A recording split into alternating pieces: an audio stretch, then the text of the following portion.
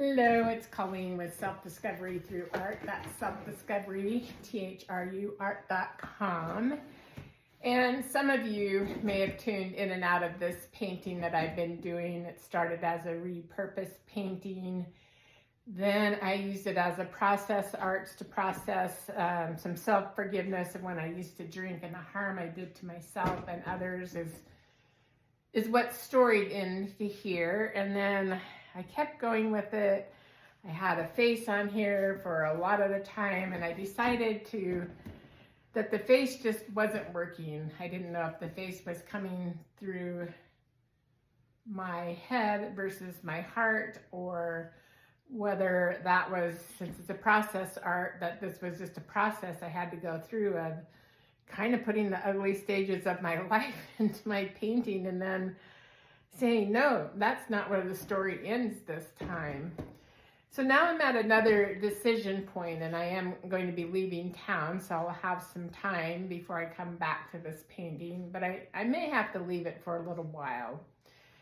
So I have 3 different directions, or maybe they all fit in here, I'm not sure, of inspirations that have come through that I've wanted to be on this painting. And a lotus flower has come up over and over and over again, and I think the lotus flower comes up because symbolically it means that something blooms out of the darkness, right? Or that old story now is transformed. So I don't know if that's what goes here, and the birds are looking into it.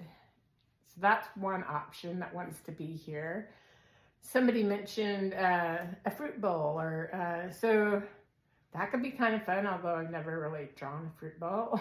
And when I thought about the fruit bowl, I sort of thought about a chalice container here, which is symbolic too of transformation. And then I thought, if I were to do that idea, then I just fill up this whole background with flowers, like all this stuff blooming out of it. And that sort of, the outcome of that excites me in some way, but again, I don't know if I can pull that off. And the other piece is I envision sort of a kind of an outline of a tree and leaves and a bird nest sitting here in the middle of that nest. So I would keep a lot of the sort of, even though it's colored, what I would call the white space. And sometimes our intuition is like that. Sometimes we just have to wait until we find the right answer. And waiting isn't necessarily a popular spot, but it's what gives us the highest outcome. So for now, I wait, and please follow me here and subscribe. Thanks.